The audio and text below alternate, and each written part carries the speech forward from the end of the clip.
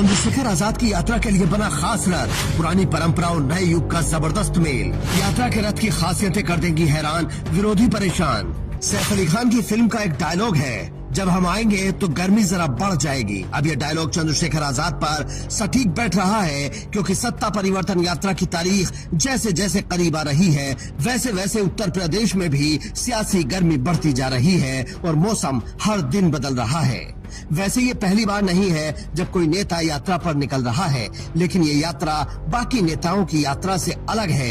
कैसे, वो अगले 3 मिनट में आपको समझाएंगे और बताएंगे, लेकिन उसके लिए आपको अंत तक जुड़े रहना जरूरी है। पर सबसे पहले आपको वो रथ दिखाते हैं जिससे चंद्रशेखर आजाद पूरे यूपी का चक्कर लगाएंगे। आपने आज तक अखिलेश यादव की वो शानदार गाड़ी देखी होगी जिसमें वो चुनाव के समय घूमते थे। राहुल गांधी की यात्रा वाला शानदार कंटेनर भी देखा होगा, लेकिन चंद्रशेखर आजाद की ये गाड़ी देखिए, जो न महंगी है और न ही इतनी लग्जरी, पर इसमें डलेगा जनता के प्यार का डीजल। इसमें लगा है चंद्रशेखर आजाद के हौसलों का फौलादी लोहा और भीम आर्मी की ताकत, जो लखनऊ के सिंहासन को उखाड़ फेंकने का प्रण लेकर चंद्रशेखर आजाद के कंधों पर सवार होकर निकलने को तैयार है। अब सवाल है कि ये यात्रा बाकी यात्राओं से अलग कैसे है। दरअसल चंद्रशेखर आजाद पहले 3 दिन की यात्रा करेंगे, जो नगीना से उसी तारीख पर शुरू हो रही है जिस दिन चंद्रशेखर आजाद ने सांसदी का चुनाव जीता था। ये एक तरीके से संदेश देने की कोशिश है कि जब चंद्रशेखर आजाद के पास कुछ नहीं था,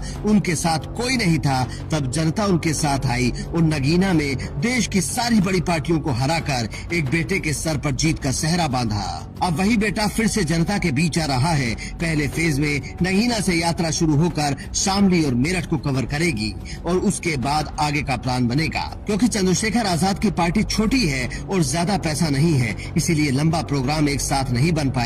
साथ ही जून की तपती गर्मी में चंद्रशेखर आजाद नहीं चाहते कि उनके चाहने वालों को कोई परेशानी हो, इसीलिए पहले 3 दिन का ट्रायल पीरियड है।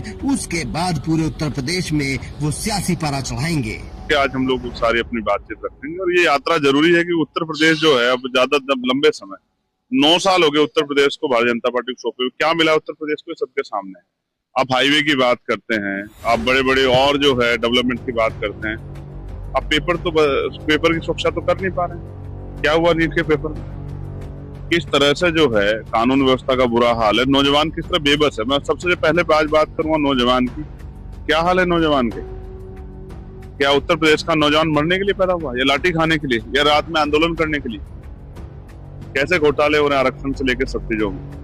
चंद्रशेखर आजाद इस यात्रा से जनता को बताएंगे कि उनके पास प्रदेश के विकास के लिए क्या प्लान है, वो सत्ता में आकर क्या करेंगे।